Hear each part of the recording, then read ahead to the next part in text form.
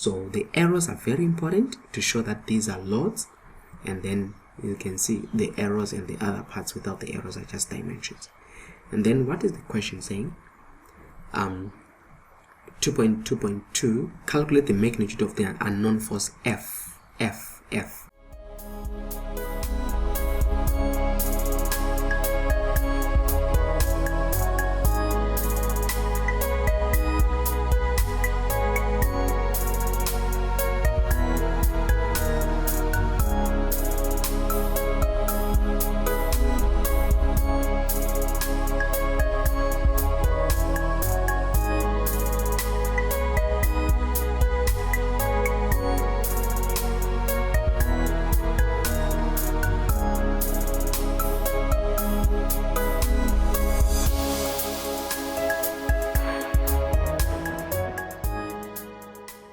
Hello, our most developed student. My name is Confident. Welcome to our revision session, and today I'm looking at a revision session where I'll be discussing the engineering science N2 question paper, which was written on the 1st of July 2022. As I'm doing this video, this is the latest exam written. I already did a review of this paper where I went through the whole paper just to discuss in brief what the paper was about and the challenges you might have faced and how you could have approached it. But in this section, I'm going to look at the paper question by question. So I'm going to come up with about 1, 2 or 3 videos that will cover the whole paper, and I would encourage you to stay tuned and look out for the coming videos. So I'm going to do part 1, part 2, and if necessary, part 3. So as I said, this paper was written on the 1st of July 2022 in the morning, and as it says, non-programmable calculators may be used. This question consists of 7 pages and 1 formula sheet.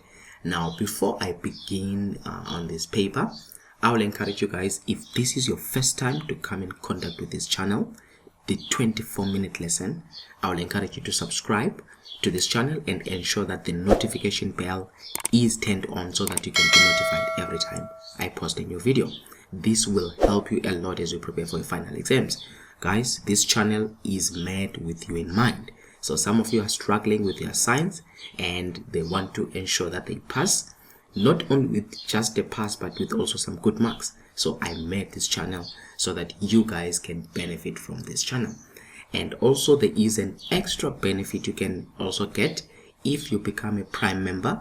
You can find that there are some of the videos which are not available in the normal channel. You can go to Prime or you can join Prime membership, whereby you can now get to access all the videos which, as I said, if you are serious about your science, not only science as well as maths, you can use those videos behind the scenes to prepare for your final exams.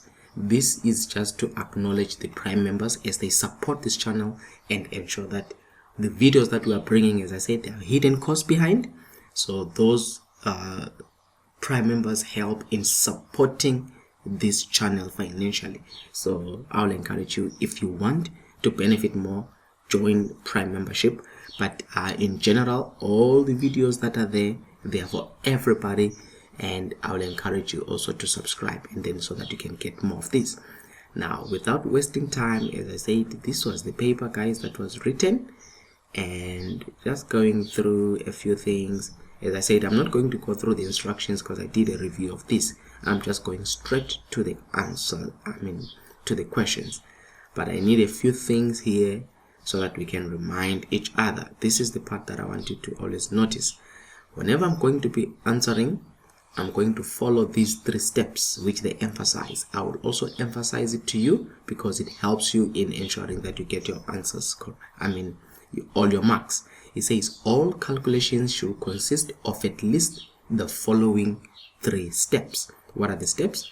The first step, the formula used or the manipulation thereof. So you need to write the formula down before you do anything. The next one, the substitution of the given data into that formula. And then the third one is the answer together with the correct SI unit. And then that is what they want to see so that you can get all your answers correctly. they didn't give here the number of decimal places, so usually I leave my answer to 2 decimal places, or 3 decimal places is also fine. So it doesn't matter, we can use 2 or 3, so because they never specified in here. Says rule of incompletion, so yes, they didn't specify. So let's move on to the next part. This is where the questions begin, so let the drum roll. Look at this, guys. So this was the paper. Some of you were preparing for their final exams. This was the paper. So started in question 1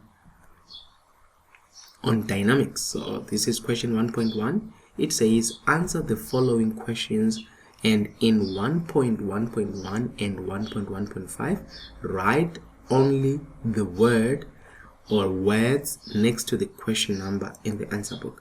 And then 1.1.1, what are they saying? These are one word questions. They are very common, and they are also actually good for you guys to get some marks, but you need to be careful with them. Then it says 0,000000018 ohm meter equals to what micro ohm meter. This is micro. All right, so if you're converting from meters to micro, just a few things. Look at this. If I say 1 kilometer, what is that? 1 kilometer is 1000 meters, right? Or I can write it as 1 times 10 to the power 3 meters. You understand? So what if I say, what is this in millimeters? This is equal to 1 million. See this? 1 million millimeters, which is 1 times 10 to the power 6 millimeters. Do you see how you go about that? I'll remove this, but look this now. If I say 1 meter, what is 1 meter? It is 1000 millimeters, which is 1 times 10 to the power 3 millimeters. Are you getting that? Now if I say 1 yes, if I say 1 micrometer, not that, I want to continue with this the same way I did this one here. So if I say similarly 1 meter is still equal to 1 times 10 to the power 6 is 1 million micrometers. Are you with me? So if I use this, because that's where my answer is, let me write it slowly here. If I say 1 meter is same as 1 million micrometer, because micrometer is it's from the meter to micro, you multiply by a million, but 1 million is same as 1 times 10 to the power 6. Are you there? Micrometers. So if I can have this as proportion, 1 meter is 1 times 10 to the power 6 micrometers. What about this one, 0,000000018? So what I put here, since it's visible, if I take this number here, it's the ohm meter. So this ohm meter, I must put it under the meter side to say 0,0000000, and then there is 018, but this is ohm meter. See, I've got the ohm, but the meter appears on this side, as you can see, with equal to. So I've got the meter part, which is that, so it doesn't matter whether it's the ohm before it or what. So is equal to, let's say I say x, I don't know what is that. So if I then use my proportion, let me just take this and to take this to the other side. If I then use like that, all right, this is that, because what I want to do is to use proportion. So if I've got this, and let's remove this part now.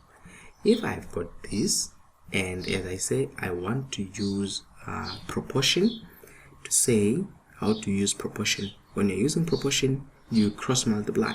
Now it's 1 meter is that, What about 0 comma blah blah blah is x, so you cross multiply that, multiplies that, and that multiplies that. That's what it means. So you're saying 1 meter times x, which is x, is equal to 1 times 10 to the power 6 times 0 comma 1 2 3 4 5 6 0 1 8. And remember our answer now, they're saying what is this 0 comma 1 8 in what? In micrometers, you see, in micro ohm meters. So we want the answer that will be here, it will have micro ohm, so it will be micro ohm. Then if you multiply that, you can then be able to get that answer. Let's just check that. So if you take the calculator, that will be 1 times 10 to the power of 6 times 0 comma 1 2 3 4 5 must be careful here of the zeros. 1 2 3 4 5 6 and 0 1 8. See that? Then if you multiply that, I'm getting that, which is 0 comma 018. So I get 0 comma 018, but the answer is on the other side. Remember now it's micro ohm meters. So that was the answer. So it's long, but that's how I wanted to show you how you arrive at the answer. So if I can write it in brief, in general now, because it's one word, you don't have to be long and everything. So you can come here this question to say 1.1 0 comma this is equal to, you can write 0 comma let me use a different marker here. You can just write that the answer here is 0 comma 018 micro ohm meters. That becomes the answer. And then 1.12, what does the area under the velocity time graph represent? So if they're talking about the velocity time graph, they are saying you've got a graph like this, and in this graph like that, you've got a velocity here, usually it's in meters per second, and then you've got time, usually it's in second. And then if you've got a graph like this, sometimes a graph like that, you know, you get a graph like that, and then they're asking what does the area underneath this velocity time graph represent. Now you must remember that the area underneath the graph represents what? Displacement.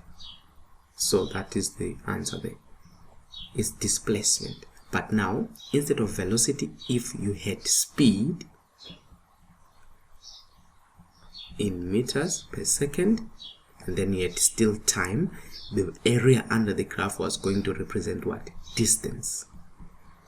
Remember the difference between distance and displacement. Distance is a scalar quantity, it doesn't have direction, while displacement has got the size of the distance as well as direction. Okay, so the answer there, since we're talking with velocity, it represents what? Displacement. So when they ask you what does the area under that, you can say it represents here displacement.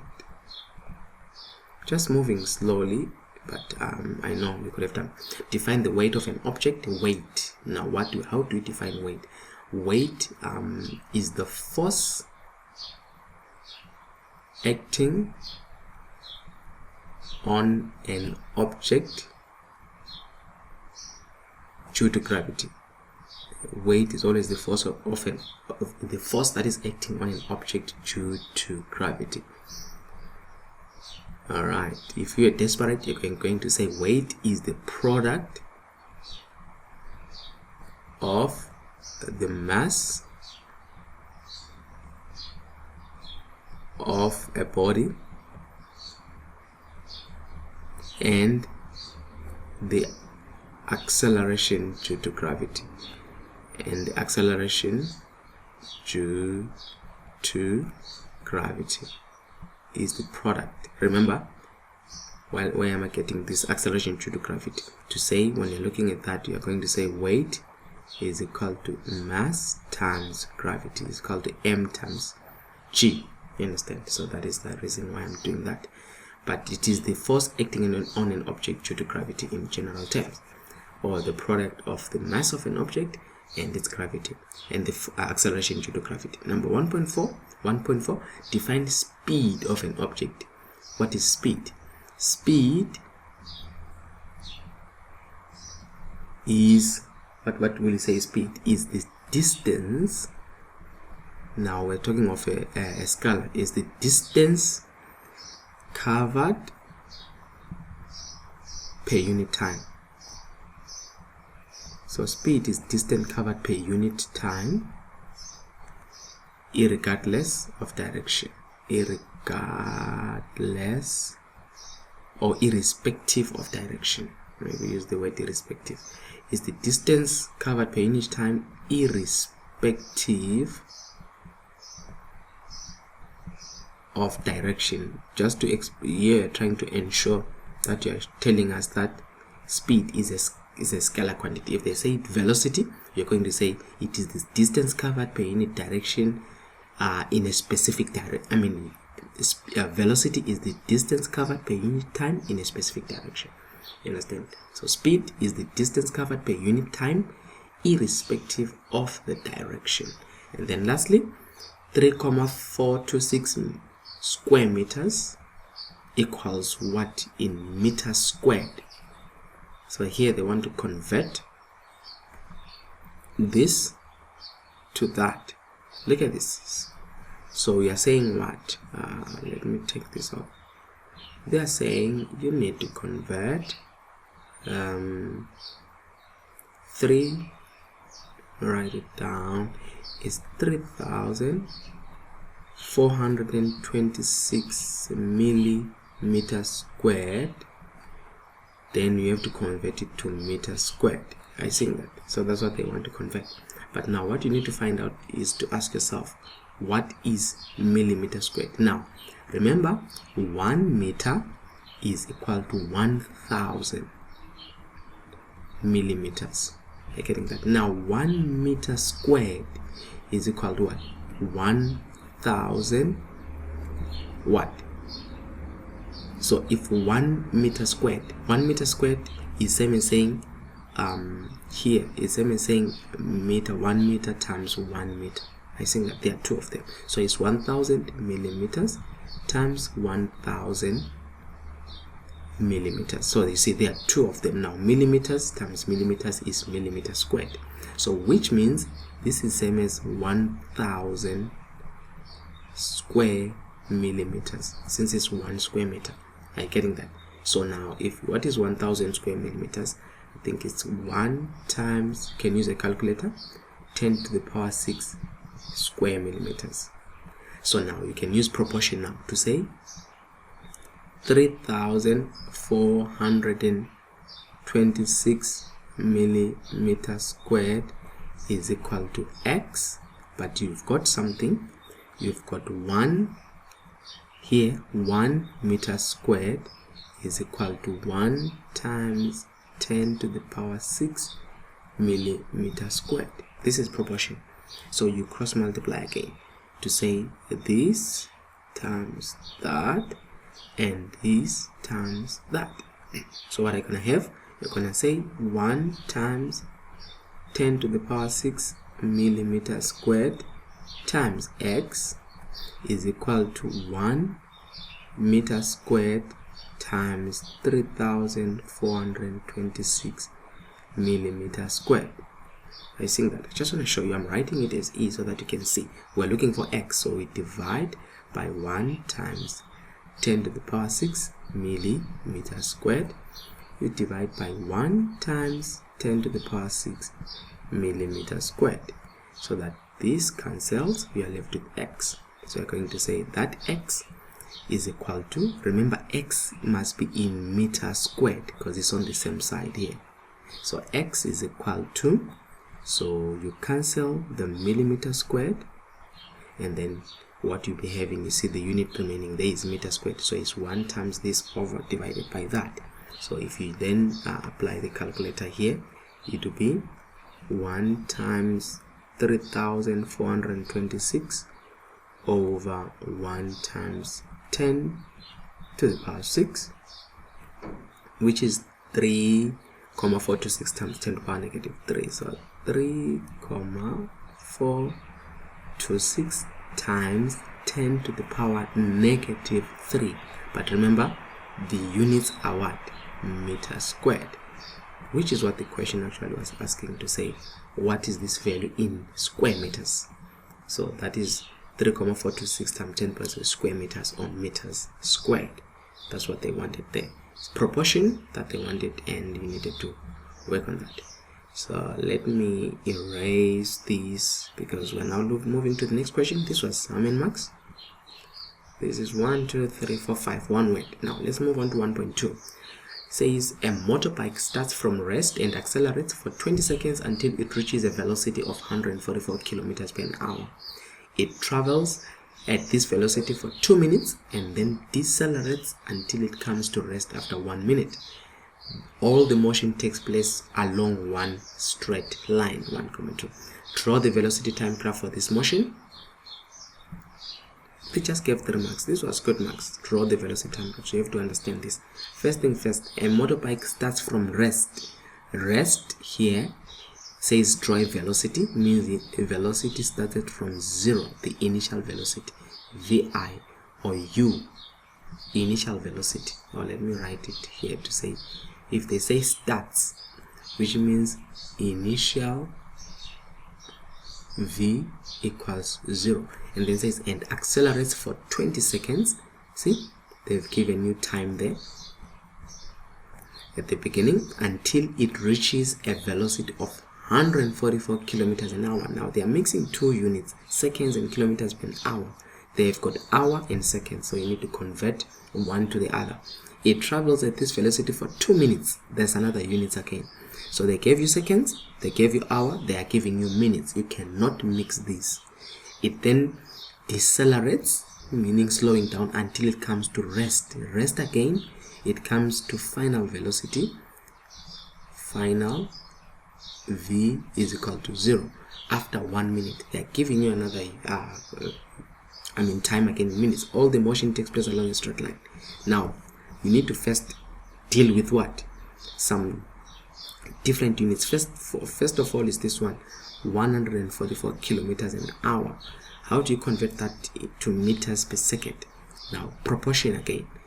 You're going to say, look at this, 1 kilometers per hour is how many meters per second? Now 1 kilometer is same as saying 1,000 meters. 1 kilometer is 1,000 meters. Per hour is over 60. Remember, 1 hour. So it's like 1 kilometer over 1 hour. That's 1 kilometer per hour, which is same as saying here 1,000 meters over 60. Remember, 1 hour is 60 seconds, is 60 minutes times 60 seconds. So 1 hour is 60 times 60 seconds. So 1 hour will give you 60 minutes. But remember, 1 minute is 60 seconds, hence you multiply again by 60. Okay, I'll show you. There is a formula actually they use there is a formula to calculate this first. So equal to, when you use that, then you can use a calculator to say here 1,000 over 60 times 60 to give you that. But I think you can leave it as, let's say, a fraction like this. Alright, so it's what is 5 over 8. This is, over 18, 5 over 18 to avoid the rounding off. So 1 kilometers per hour is 5 over 18 meters per second. So now its proportion, 1 kilometer per hour is equal to 5 over 18 meters per second. You could have written it as 0, blah blah blah blah blah, but I want to leave it like that. Then what about 144 kilometers an hour? So 144 kilometers per hour is equal to x. So what you do, you also do the cross multiply. That multiplies this multiplies that. Apologies for the sound in the background. That multiplies that. So 1 kilometer times x. So you have got 1 times x is equal to 144 kilometers per hour times 5/8. Remember, I'm looking for x in meters per second. 5/18. So if you say x is equal to, if you multiply that, then you will get your velocity in meters per second times 5/18. It will give us 40. That's 40 meters per second. See that? So which means here, this is 144 kilometers per hour is equal to what? X, which is equal to 40 meters per second. But I think there is a formula here. Let's go to the formulas. I think there is a formula that just deals with that. It's let me check. Might not be here. There we got it. I got it. Here it is. See this? They are saying here 1 meters per second is equal to 3,6 kilometers per hour. So we're going to use that proportion. 1 meters per second, like this. 1 meters per second is equal to 3,6 kilometers per hour. Right. So now the next question will be, what about 144 kilometers per hour? We put it on the other side, is equal to x, because we want meters per second. Then you do the same thing, cross multiply. I see that. So you are multiplying x times 3,6, it will be 3,6 x is equal to 1 times 144, it will be equal to 144. Then you divide. Remember, x times 3,6, you want to remain with x, you divide by 3,6 on both sides. I think that. Then you will have your x to say, what is our x? Is 144 divided by 3,6. And then if I can use then a calculator there, it will be 144 over 3,6 equal to, there is that 40. It's 40 meters per second. I think that. So that is what I wanted to show you also, to say you can still use that to your advantage, and that is what I wanted to use. Okay, it's fine. So look at this now, going back to this question. Now that we know what is 1 kilometer, I'm just gonna erase it. So now I can literally come in here and say a motorbike starts from rest and accelerates for 20 seconds until it reaches a velocity of 144 kilometers an hour. So we can now start writing some information. 144 kilometers an hour, 144 kilometers per hour is equal to 40 meters per second. Right, so it with a velocity, it reaches a velocity of that. So when I can draw that statement already, I have a velocity time graph. Now I want you to pay attention. Now they said you need to draw a velocity time graph. Look at this. When you're drawing this velocity time graph, don't forget these arrows. They are very important to show that it's going up and it's going to the right. So you have to label it. This side is our v in meters per second. This is very important. And at the bottom is our time in seconds. That's the first thing you need to do. And then they're saying it accelerates from rest, so you need to put 0 there. It's very important. And then it reaches 40 meters per second. You can mark that point and say this was 40. You don't have to write meters per second because already we're dealing with meters per second. Alright, so it says it accelerates at a velocity until it reaches a velocity of this. It travels at this velocity for 2 minutes. Then it's your duty now to say, what is 2 minutes? Convert that 2 minutes to say in seconds. It's 2 times 60. Remember, 1 minute is 60 seconds, which is 120 seconds. So 2 minutes is 120 seconds. So it travels at this velocity for 120 seconds. So let's start again. A motorbike starts from rest and accelerates for 20 seconds. So let me first have that. For the first 20 seconds, which is somewhere in here, for the first 20 seconds, somewhere there. So what do I have? I've got my 20 seconds. It accelerated here. Let me just make this small.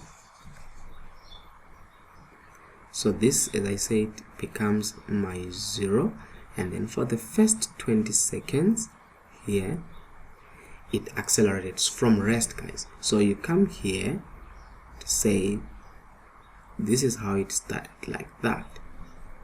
Am I right? You can have your dotted lines. You see, that's what we're having. So for the first 20 seconds, and then it says it until it reaches that it travels at this velocity. Remember which velocity? 144 kilometers an hour, which is your 40 meters per second. For 2 minutes, we say 2 minutes is 120 seconds. So you come here and say this was traveling for 120 seconds. Let's say this is an estimate here. Let's say now it's 120. So it travels at this velocity. So what you do is, it's a line that is straight like that. It's an estimate. Alright, then you need to show also with your dotted lines there. It's just an estimate. So you have that. And then what does it say? It says it travels at this velocity for that and then decelerates. Now it means slowing down until it comes to rest after 1 minute. And then you ask yourself, 1 minute is how many seconds? This is what? 60 seconds. So which means comes to rest. It means here, bring down this line to say, if we can say from here, this is the next 60 minutes here. Just to maintain, this one is 60 minutes. Actually, I wrote this thing wrong here. You see where this thing is wrong. Just a moment, I just want to show you where I'm making an error. That's where they wanted to catch you, I think. Here, look at this. And I also I got tricked. A motorbike starts from rest and accelerates for 20 seconds until it reaches a velocity of this. It travels at this velocity for 2 minutes. Remember, time doesn't go back. Time always moves forward. So you cannot say now from 20 it traveled between here and here. They say it traveled 120 seconds. So what will be that the time there? The time here cannot be 120, but it can be what now? If it took 120 seconds to move from 20 seconds to that, it would be 140 seconds. Are you getting that? Because why? You are adding 120 seconds in between. That's where they wanted to trick you, so be careful there. And also they are saying from here to here, it took an extra 1 minute, which is 60 seconds. So what will be that time? You are adding 140 plus 60, you are going to get 200 seconds. Do you see where the trick was? So you can't write 60 here. That's where I picked up quick to say I'm also getting tricked on that. So this is what they wanted to bring. Are you seeing what I'm doing there? This is what you're going to represent. But I'm showing you that make sure that from here to here it's 20 seconds, and then from here to here it travels 120 seconds, which is 2 minutes. You're adding, and then from here to here it travels another 60 seconds. So if you say 20 plus 120 is 140 plus 60 is 200. Are you seeing that? That's where they wanted to trick you there. So I'm just showing you again for that. So when you've done that, you need then to bring this down here, deceleration. That's it. So that is the motion. When they say draw a velocity time graph for this motion, they give you 3 marks. So what they want to see is your labeling, velocity and time. They'll give you marks, just to say they'll give you marks half and half, half mark and half mark, which is 1 mark there. The shape, they'll give you a mark, and then the proper labeling of the 20, 140 and 200 seconds, they will also give you a mark for that. Or sometimes what they do is they come here on the vertical axis, they look at that 40 half mark and that, and then they come here half mark with the divisions, so it will still give you 3 marks. And then determine from the graph now 1.2.2 the acceleration. This is 2 marks. It says a motorbike starts from rest and accelerates. There is the acceleration for 20 seconds, so they want that. Now how do you find acceleration? It is this motion here. This was the acceleration. So what you do, you use this formula here. Coming to your formulas, when you talk about acceleration, there is the formula v is equal to u plus at. So we're going to use that. Or we're not given the distance, we're not given s, the distance, so we can't use that. Or even here we are not given the distance s, so we can't use that. This is the best formula. V is equal to u plus at. So if I use that part, what question is this one? 1.2.2. so actually I can use it here to say 1.2.2. so I can write that here and say v is equal to u plus at. Now final velocity, we are looking at that part, which is 40, is equal to initial velocity is this beginning, which was 0, plus a times t, the time taken is 20 seconds. I think that. So we have got 40 is equal to 20 times a is 20a. How do you remove that 20? You divide, because it's multiplying 20 times a, and the opposite of multiplication is division. So you divide by 20 so that you can have a. So 20 into 40 is 2. So what is acceleration? Now let's come back to the part here. Let's do this. And they said write the formula, substitute, and the answer. So this is what I just did.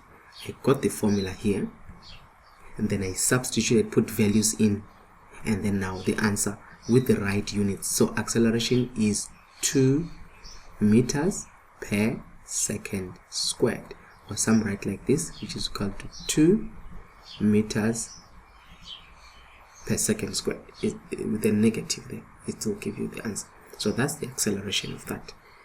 Alright, that's 1.2.2. 1.2.3, the deceleration is 2 marks. Now deceleration means it was slowing down, and from here we are looking at this part of the graph.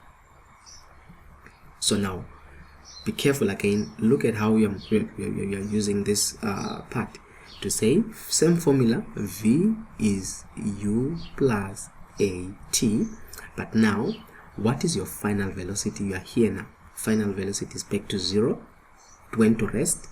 What is the initial velocity? It started from this part. When it started slowing down, it was moving from 40, so that is 40 plus a, which is your acceleration part, remember it's deceleration, and then a times the time taken. What time was taken between 140 and 200? They said it took 60 seconds. Or we said what? We said it was taking 1 minute. So with that, then you solve it. So what you have is 0 is equal to 40 plus 60 times a is 60a. But now it's on the same side, you need to take 40 to join that side. From positive here, it will become negative. Minus 40 is equal to 60a. Remember, as I said, a and 60 are multiplying. The opposite of multiplication is what? Is division. So you divide by 60 on both sides. Alright, so that you can have your acceleration.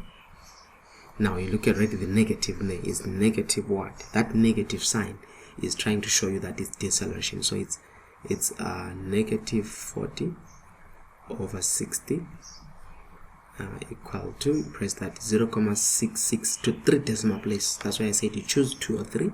If I put on 3, 0.667, or you can let your calculator round for you. Shift, setup, number 6 is fixed to 3 decimal place. It will be 0.667, negative though, negative 0.667. But now we are dealing with acceleration. So what will be acceleration? It's meters per second squared is equal to acceleration. Now if you write it like this and say deceleration, therefore deceleration is equal to, you don't put that negative now, you say 0.667 meters per second squared. You see, meters per second squared. You don't put the moment you say deceleration, you already know it's slowing down. You don't put the negative. But if you say acceleration, you need to indicate with the negative to show that the acceleration is in the negative, or it is actually slowing down. All right. The next question, 1.2.4, the total displacement. How many marks? 3 marks. Now displacement is coming here to say what does the area under the velocity time graph represent. We said it was displacement, so that's what they're asking now. This is to say that this is the area underneath this velocity time graph, that area. So just don't want to mark it. But now I've got 3 different shapes here which I'm gonna come up with. Let's start with the first one.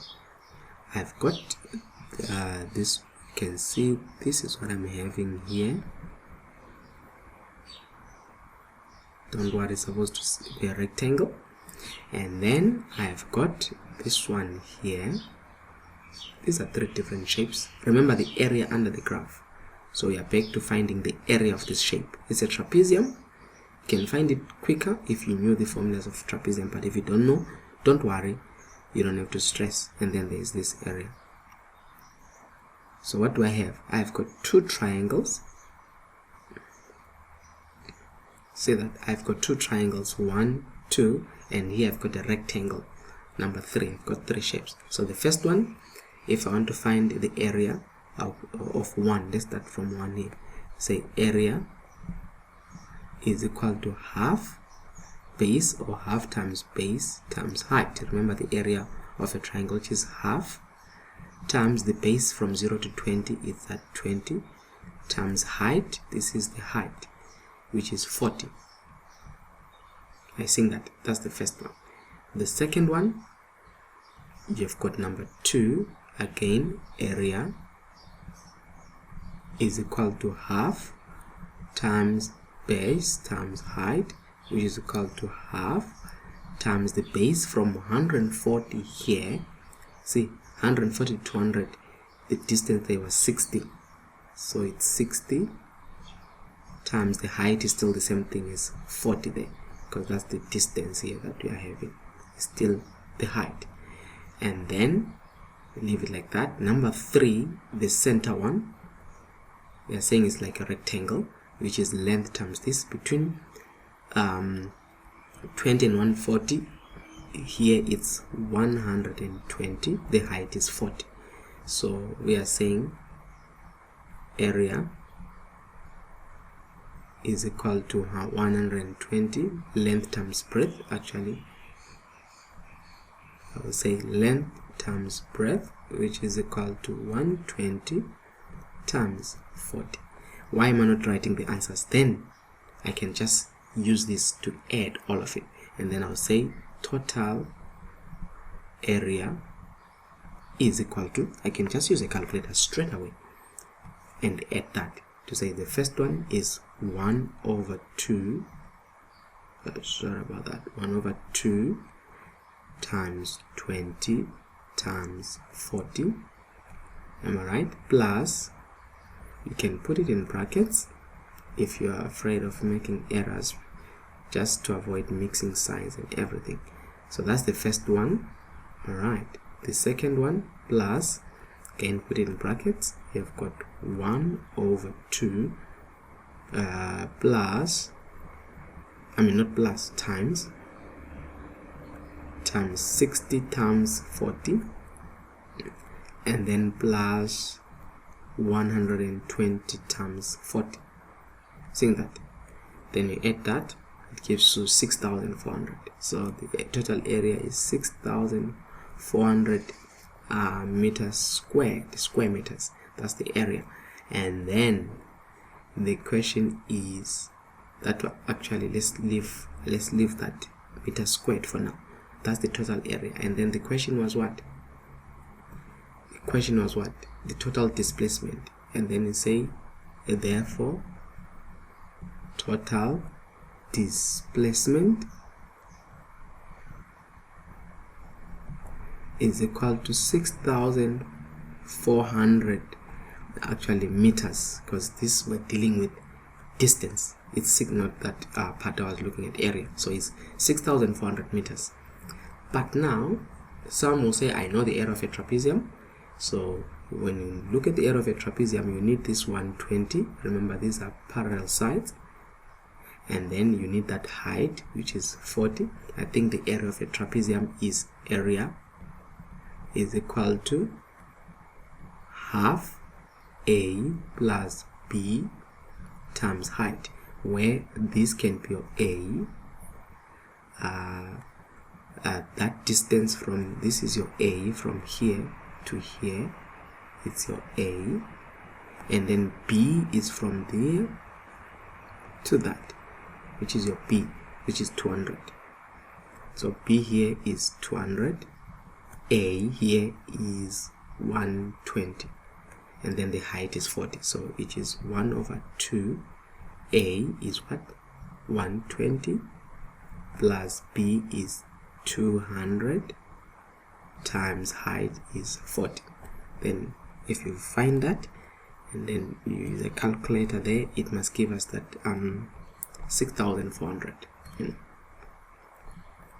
So let me do that and say 1 over 2 120 plus 200 times 40, the 6,400. You see, you can use that, and then if you want to write it quick like that, still acceptable, because the thing that they just want is to say, do you know the formula to calculate that? So guys, I took long, I know it's 15 marks, but I was just wanting to ensure that you get this right. So that was that. And then let us look at the next question. It's on statics. Question 2 is on statics.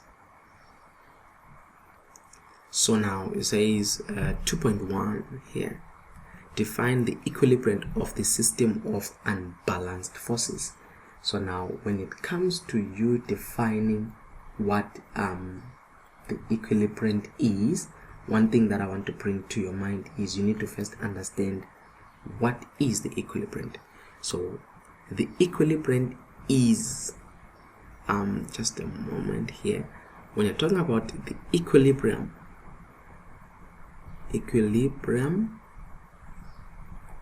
and equilibrium,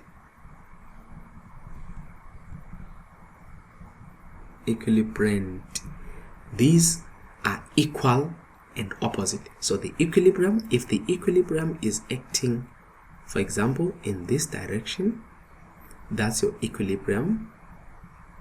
I'll put that equilibrium. The equilibrium is acting also in the same line, but in the opposite direction. Equal and opposite. That's the equilibrium. It's equal, I'll say the equilibrium. So what is the equilibrium? We are saying the equilibrium is a single force, equal but opposite to the resultant of an unbalanced system of forces. So the equilibrium is a single force. Number one, keyword there is to put single force. That's the equilibrium. It is a single force. Number two, which is equal, right, but opposite. You see that part there that we wanted, opposite to the resultant. What is that resultant? Is the equilibrium. To the resultant of a system of unbalanced forces. Just remember that, can put it, but the key thing is it's a single force that is equal but opposite. That's the key part that they wanted to bring there. All right, I hope that makes sense in a way. All right, so let's move on to the next one. Here it says a light horizontal beam which is in equilibrium has a length of 12 meters and is supported at 3 meters from the left and on the right hand. Is supported at 3 meters from the left and on the right hand. The magnitude of the support 3 meters from the left is 305 newtons and the right hand support is R. The beam also carries concentrated load F on the left end and 180 newtons, 105 newtons, which are 5 meters and 2 meters from the right end respectively. So they gave us that statement. It says the keyword I want here, it says make a neat, fully labeled line sketch of the beam showing all the dimensions and the what? And the loads. So that's what they want us to do there. To say we need to show the dimensions and the loads, says a line sketch. So what you do, and I'll be coming back to that. So is to come up with, to say, well, I can put a ruler. Let me say, what if I was using a ruler, just out of interest sake? Let me look at a ruler here, so that maybe you are asking yourself, can I use a ruler in such a thing? Okay, I think this ruler will work best for me here. They said this beam is how many meters? A light beam which is in equilibrium has a length of 12 meters, just to be more accurate. So I'll take this beam, take my line, and make let me make this line, just for interest sake, I'll make it red and big. 12 meters. Let's start there. So there is the beam. We're fine with that. Okay, so this beam is 12 meters.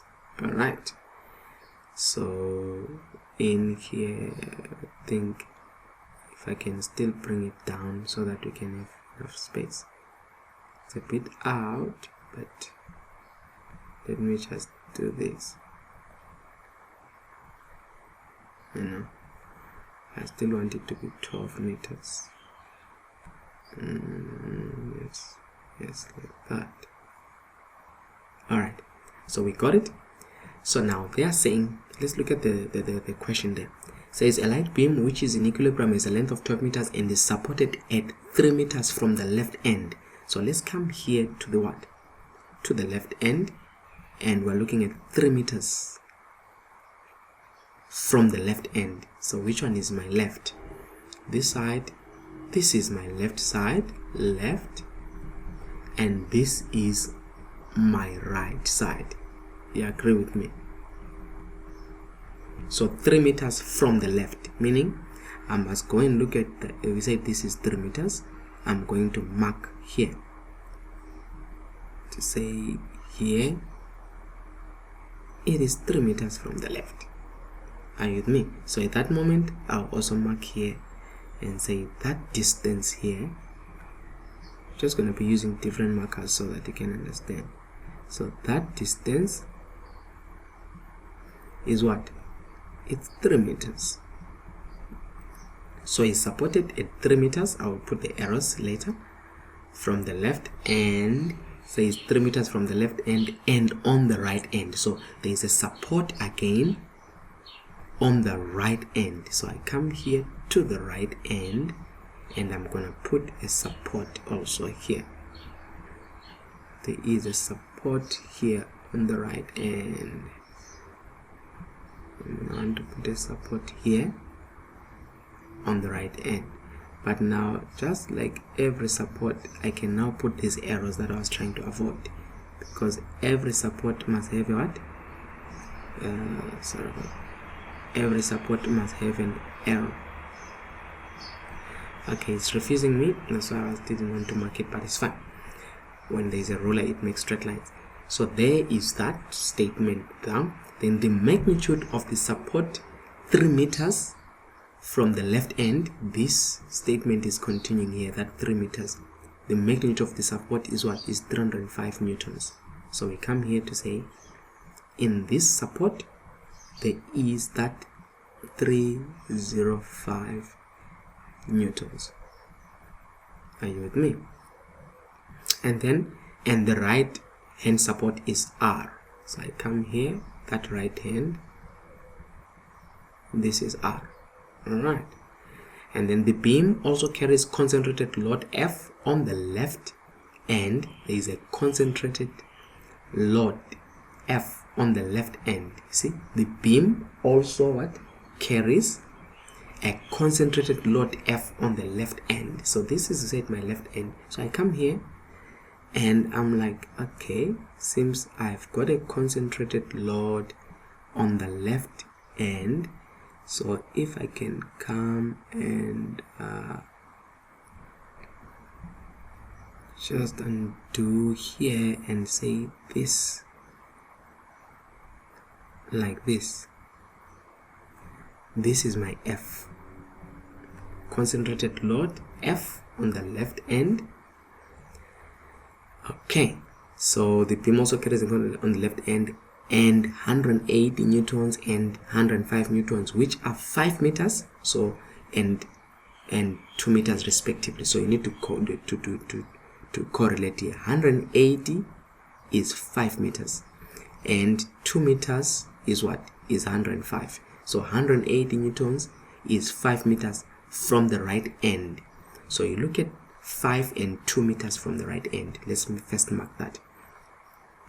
Where is 2 meters from the right end? Remember 12, it means at 10 here, because that's the part to say if I got 2 meters from the right end, I've got 10 here.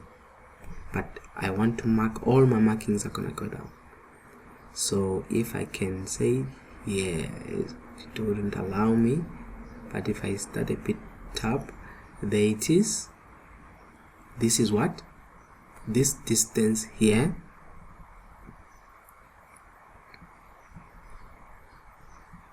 it's 2 meters.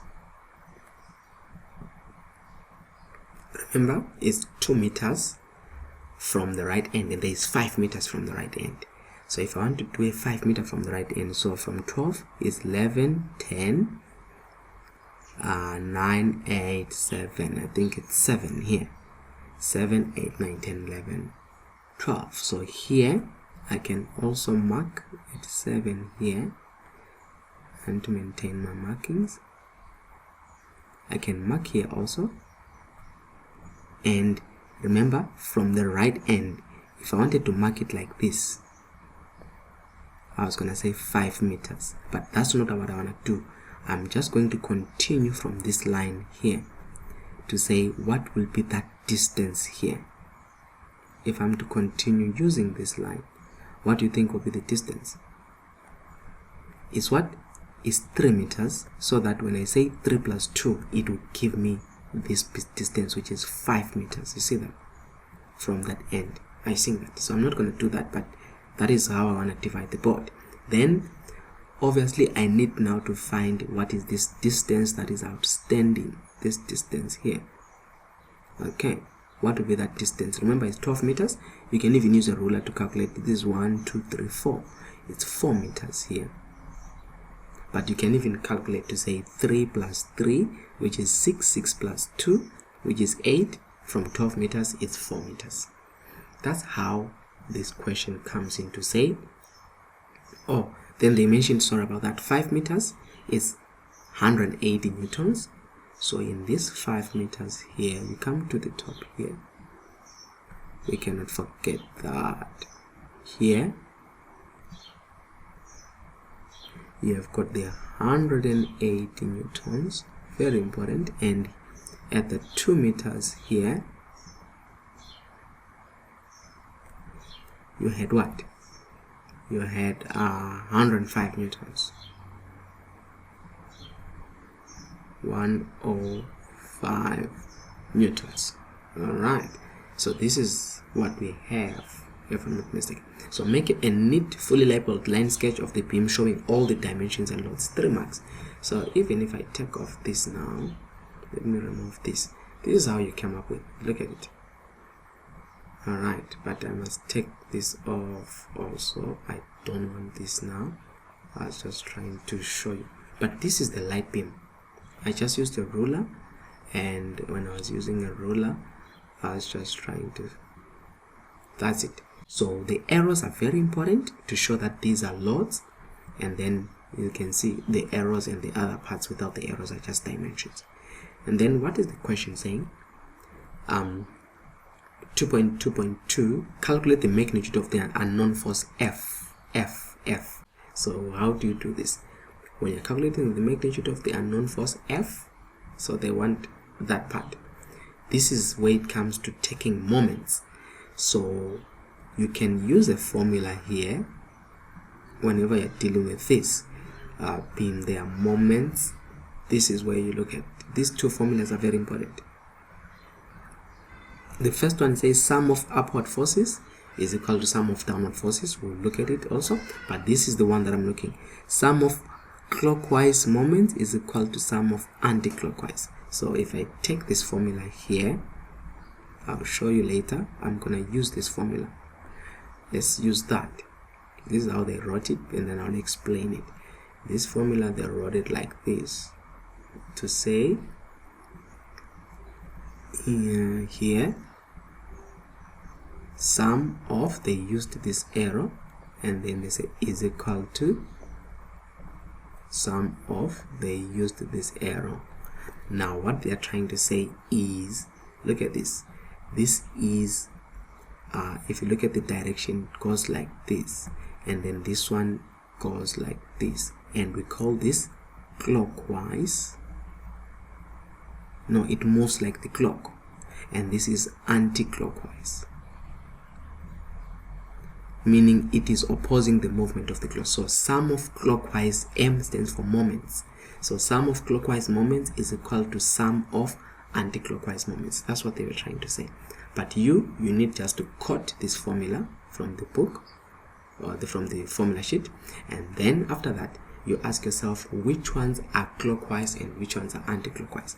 Now you are looking for F.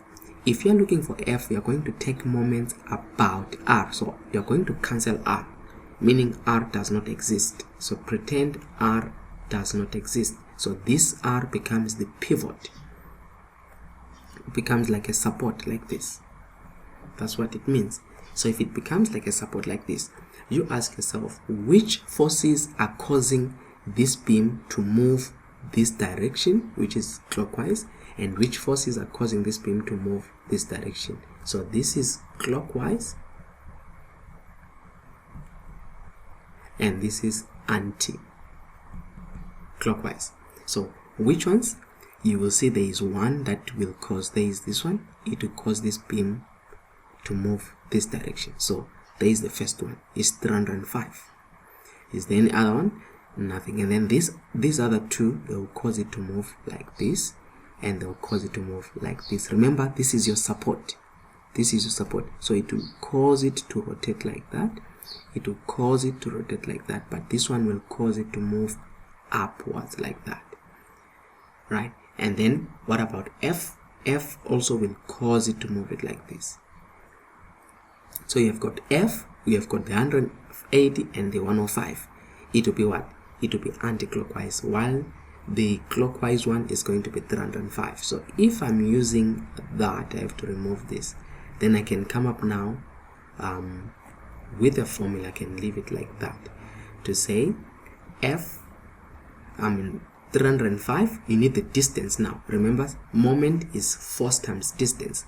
So when I'm using the formula, it will be force times distance, which is 305 times what distance is it from that pivot here. Remember, I'm looking at this pivot. Okay, what is the distance from that pivot? So the distance I'm given 305 to that part. The distance is 4 plus 3, which is 7, plus 2, which is 9. So this is 9 meters. I think that. So that's the distance I'm going to use to multiply. So it will be 305 times 9, which is what? Clockwise. And then the rest we said they were anti-clockwise. So it is start with 180. What is the distance of this force? They said from here to there was 5, then from here to there it was 2. So it is 180 times 5, 3 plus 2, you see that? So you say equal to, because it's equal to 180 times 5 plus the other one is what? 105 times 2. That's the distance, 105 times 2 plus F now, which is F times that distance, which is F times 12, because it's at the end. Seeing that? Plus F times 12. That's it. Then you find F, because they said the question here that they wanted was what? There's a calculate the magnitude of the unknown force F. So from here, it's a matter of you making F the subject, but what you do, take this to the other side, take this to the other side of the equal sign.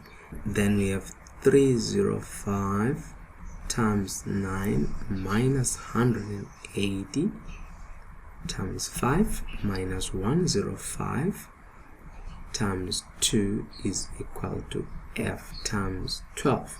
Then we can use calculator here to say 305 times 9 minus 180 times 5 minus 105 times 2, and then we get 1635.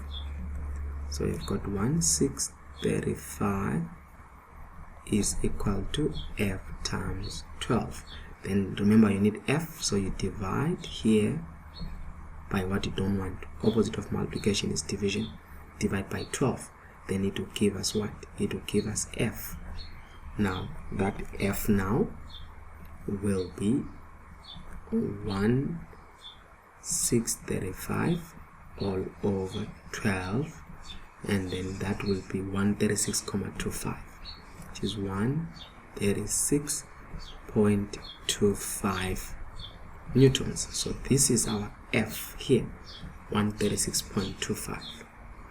Alright, so we have got F as 136.25 newtons.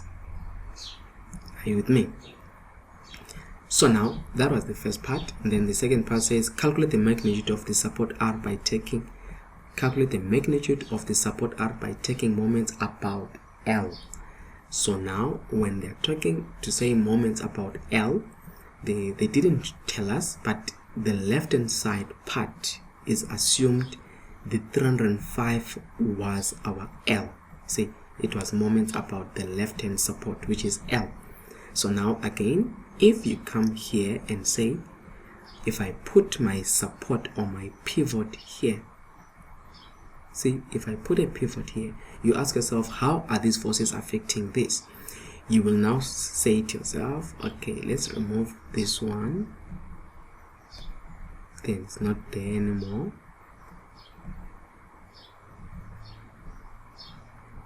Yes, like that. So now you ask yourself, if now this is my support, how will it affect? Look at this. There are forces which are acting downwards, so they will turn it. This is clockwise. See that? Even this one will make it rotate clockwise. And then the other one is forcing it to go that direction, which is anti. So let me erase the old ones here. This is the previous one. I don't want it to confuse. Are you seeing this? This is anti, and then what about this other one? This one is also going down like that, so it's more of anti also. It will make it rotate like this force. So you're looking at it, this force will make it rotate like this, which is what?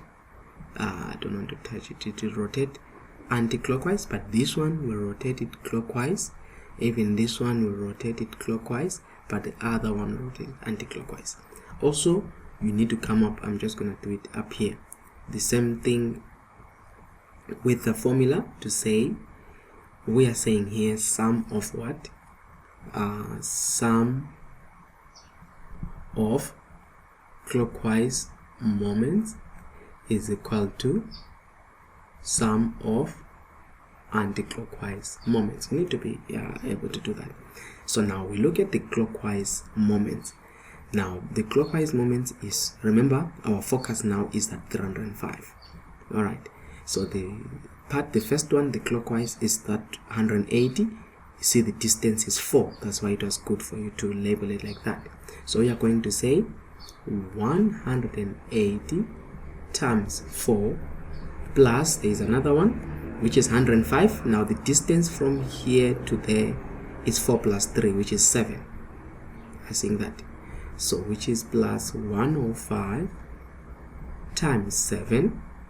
You see that is equal to, now we are done with the clockwise. The anti-clockwise, it was our F, which we found out as 136,25, and the distance there you can see is 3 meters times 3 plus the other anti-clockwise is R. And then R from the pivot L, the distance is 4 plus 3, which is 7. 7 plus 2 is 9, which is R times 9. Again, it's the method of doing it. Say 180 times 4 plus 105 times 7 minus 136,25 times 3 is equal to R times 9. Then you have to use the calculator at this stage to get your answer here, to say 180 times 4 plus 105 times 7 minus 136,25 times 3. It will give us here 1046,25, which is 1046,25 is equal to R times 9. Then remember what I said, you divide by 9 on both sides so that you can find R. Then here you can say R is equal to, and then you're saying 1046,25, you're dividing by 9, which is equal to 116,25, 116,25, and remember your answer is in what? Your answer is in newtons. Now, quick verification. Sometimes it's good to quickly test whether this is correct. Remember how you test it? There was a formula there which was saying this, to say sum of upward forces is equal to sum of downward forces. It was not necessary here, but you can test. So you look at all that are going up.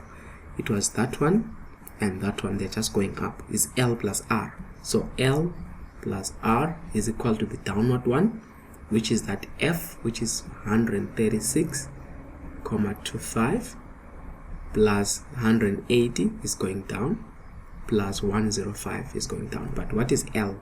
Remember we did L was 305. What is R? We just calculated R as 116,25.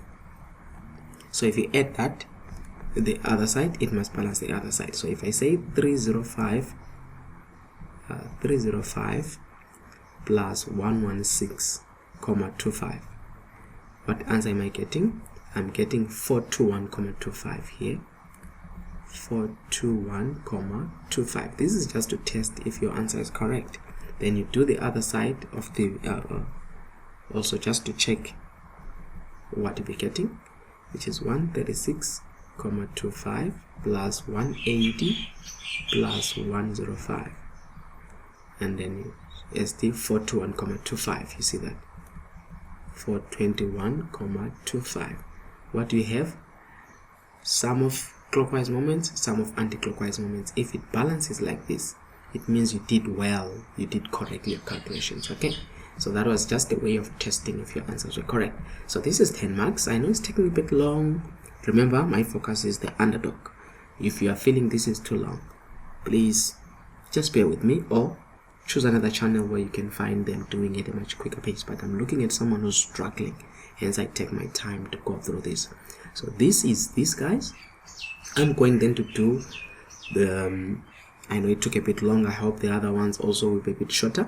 I'll go to the rest of the videos. That is question here, question 3, 4, and I hope I'll be able to do question 5, and then after that I'll say 6, 7, 8, and 9. I hope I'll be able to do 3 videos out of this. Now guys, we've come to the end of our lesson, and I hope this was of benefit to you. And what I will encourage you, subscribe to the channel and ensure that the notification bell is turned on so that you can be notified every time I post a new video. And if you want to be a Prime member, just know that the next videos I'll be doing, they'll be available for Prime members. So be a Prime member so that you can benefit. We've come to the end of our lesson. Watch out for part 2, part 3, but yeah, sorry if you're not a Prime member. Thank you.